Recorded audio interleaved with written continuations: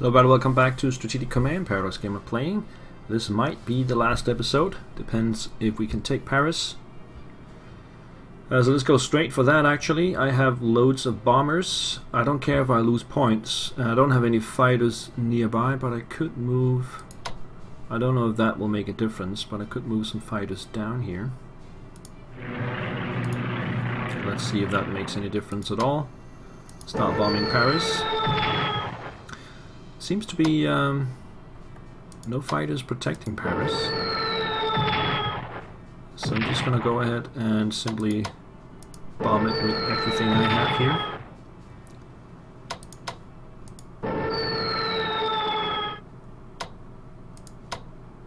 Oh, that one's good. Yeah, I think that's the end. That just took it down to 3. And we can simply just shoot him up. And we got Paris. So that should be it. Of course, we'll finish the turn anyway. Let's see if we can head towards Vichy, Orléans, Dijon. Fighters down here. What about over here? No one there. Can I take the Hague? I've got no units nearby. I've got these guys. I could try and bomb them a little bit. That didn't go well.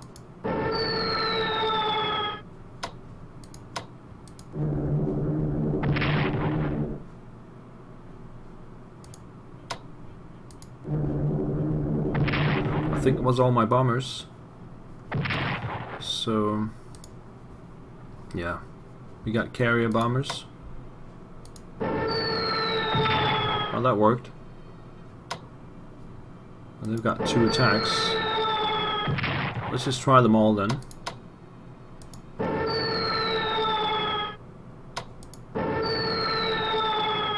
I got a lot of those. Not all of them are upgraded, so it might be nothing here. And there was one more there.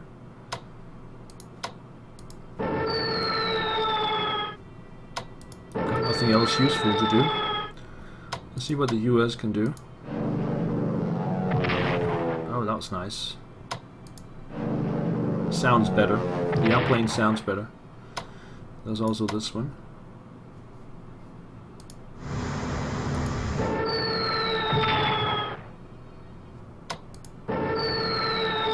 See, that takes it down to 6. That's probably not enough, though, yeah.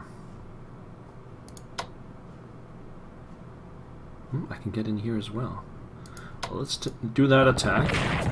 Down to 4. The army can reach. Unfortunately, these guys cannot move out of the way. The army can reach. And then these guys are still stuck.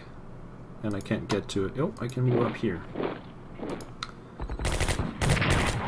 Yeah, I did a decent try. I would get the Hague in the coming turn anyway. Move over here. Enemy contact. Not sure what that sound was about. Take Amiens. Move out. US.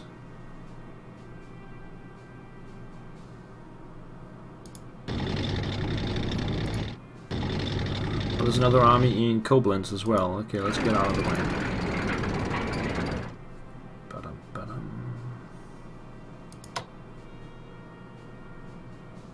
Take that done. And move the headquarters up. Let's see if we can take Munich as well. We have plenty of bombers. Let's just reveal it first.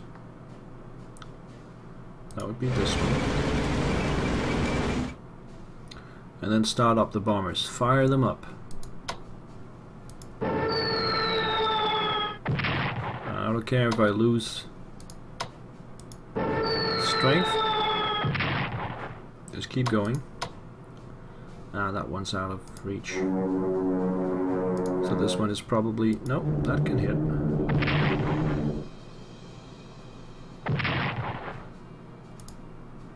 Do that again. And then we got some more... yeah. Over here. That was one string point.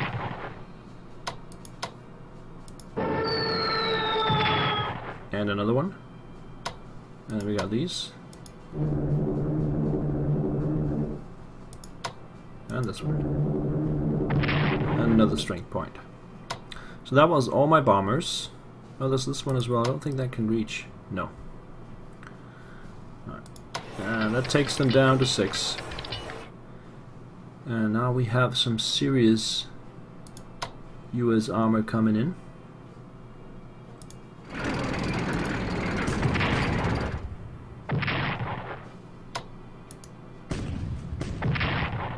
Takes it down to 4. Let's hope I can finish it off. No.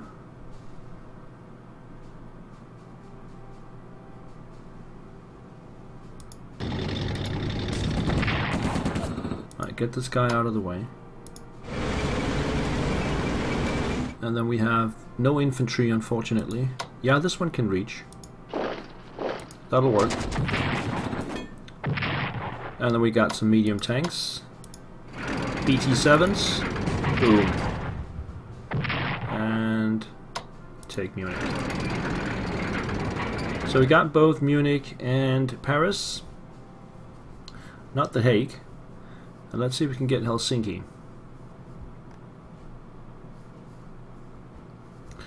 So let's start with the rockets.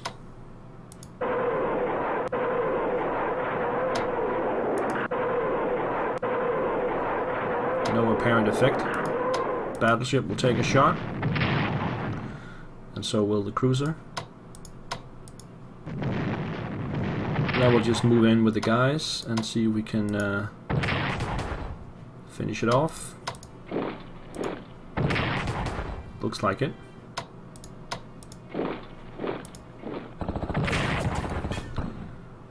So just move out of the way and move this one in. And there we go. Helsinki's been taken as well. Boop. That will take Finland out of the war. And of course Germany, and that's it. So I think when I hit the button, it will stop. I don't think the axis will get a turn. Let's just take a look at stuff. Research. I stopped with the British haven't really researched a lot. As we can see, they got logistics 4, production industrial 3. They got, of course, all the warfare and the command and control. Infantry weapons, very important. Tanks only level 2. Aircraft only level 2. And the ground attack weapons level 2. And anti-sub level 2. But the British, they don't really have a lot of points to work with. So they're falling quite far behind. Compare that to the US. Full industrial production and logistics at 5. All the warfare, except for the amphibious, the last amphibious, they are at 4 out of 5. Halfway through the last one. Spying and intelligence 3 out of 5. You got the infantry weapons, of course. Tanks at level 3. I stopped that. I could have probably gotten halfway through level 4. Advanced aircraft level 3, almost level 4. Heavy bombers level 3. Naval weaponry 2. Long range 2 out of 5. No advanced subs. I'm not using any subs. Artillery weapons, ground attack, almost at level 3. Mobility, of course, and some anti-submarine as well. So they are... If the game continues to 1945, the US will get all of it done. The Soviets is a little bit more different because they don't have the points in the beginning to do that, so they will come later. And obviously I stopped researching for them as well. I tried to get the advanced tanks up to 3, that did not work, no, not enough time. I got the infantry weapons level 3, I think that's very important, along with command and control and infantry warfare. We got those down, plus at least a couple of level of logistics. Now, I think that's all the Soviets need to win this. Of course, if you can keep the aircraft up, they got to level 3, which is good. 4 would be better. Ground attack, they just made it to number 2 here. We can also just check the table. Here you'll see. You can compare them. Doesn't really matter. So, diplomacy, I did not spend any points on diplomacy, if I remember correctly, a little bit in the beginning to try and get the US in, which didn't work. And it's simply the conquests that made... Actually, I could probably have gotten Turkey in. But the conquest that I made discouraged like Turkey and Spain and Sweden from joining in. Yeah.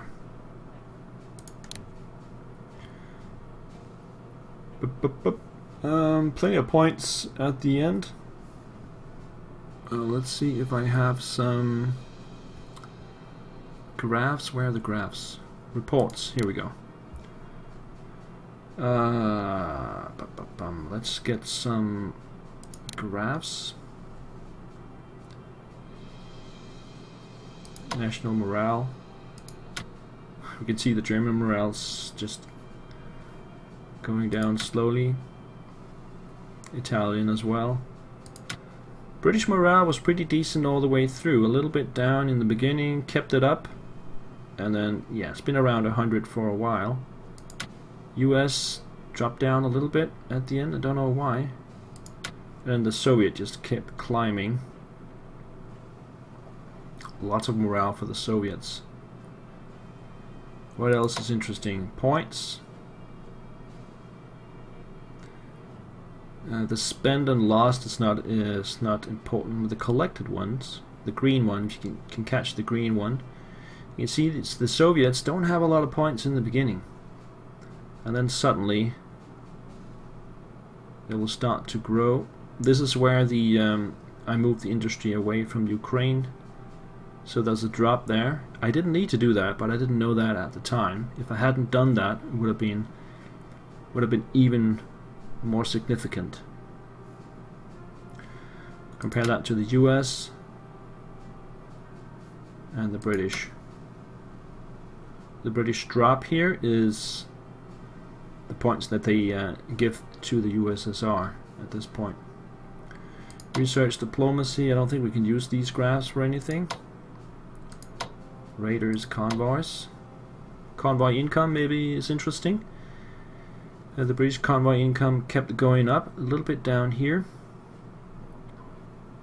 I didn't move the convoys. USSR, of course, is also getting points from convoys, while the Germans, yeah, ended up with no convoys at all. That was the graphs. Losses. This is the total losses. Wow, look at that. So land, it's divided up into land, air and naval, and if we look at the land, this is the number of actual units destroyed. So we can see that the UK lost 10 ground units, France 20, that was the 20 they started with, USSR only 15, which is abnormal. And Poland, the 15 they had, they lost. Italy lost 18, and then Germany 156. Look at the USA. The USA didn't lose a single unit. That's worth to take a look at. And 156 for the Germans. I didn't realize I destroyed that many units. Air is negligible. 7 loss for the Germans, usually by getting overwhelmed by land units. Poland lost a couple and France lost 1. Naval units, 24 for the Germans. They lost their entire service navy except for the last battleship and most of their submarines as well. Italy lost 10 ships. France lost the 5 that I wasted, and then the UK lost a couple of ships. Detailed losses. Now here we can see how many submarines they actually lost. 13 submarines for the Germans. Well, that's quite significant. Let's see how the land units distribute itself. 50 corps, 50 army corps, and 33 armies was lost. An additional 27 garrisons, and 6 headquarters, 1 division, some engineers, paratroopers, 4 cavalry, and some other stuff. Light tanks, and they lost 18 tank units, medium tanks, and 3 heavy tanks. 4 fighters, 2 tanks, 1 medium bomber. No losses for the US whatsoever. The USSR, they lost a garrison, 9 corps, 4 armies, and 1 mech. That was the mech we lost at the very end here.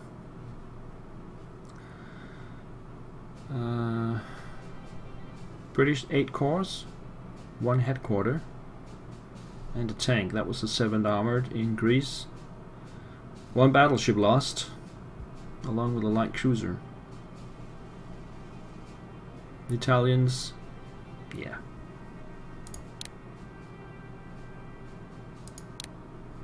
That was the graphs and the losses. What we see here is the reports. I'm not sure what is this. Land, air, naval. That's the current amount of units, I think.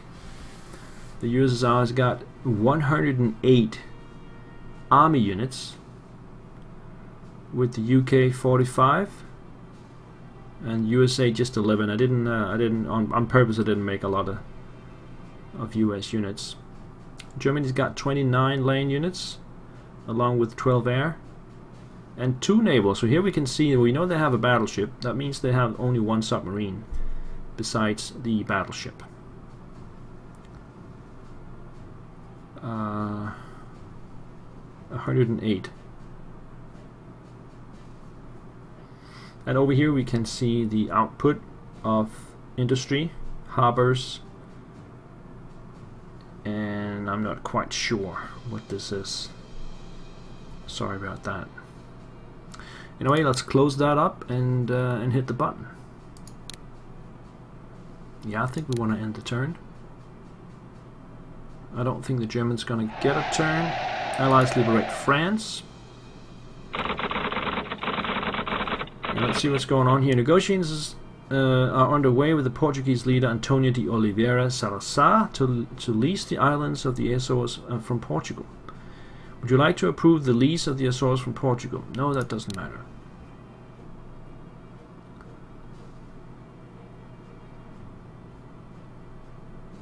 Germany surrenders. All their units are gone. That leaves just Vichy France. USSR plunders some points. Apparently it went to the USSR. Finland surrenders. Also went to the USSR. And I believe that's the end of the game. Luxembourg liberated, and the Netherlands,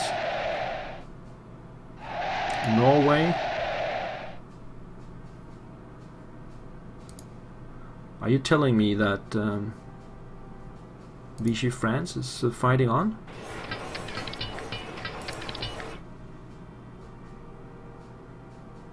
The Channel Islands are liberated, yeah.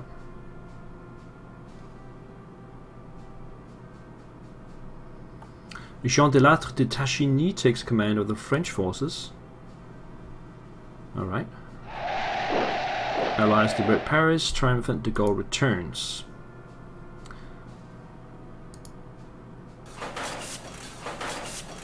I think the game will end now. Yes. Alright. So Allied decisive victory. We still had Vichy France left, but that would have been a couple of turns to take them out. And we see all the units on the map now.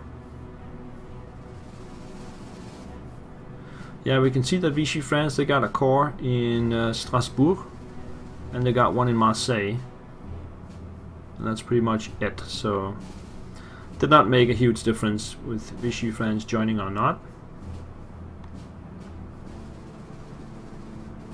So the discussion goes, if the Western and Eastern Allies, if the Soviets would fight on against the Western Allies, how would that end?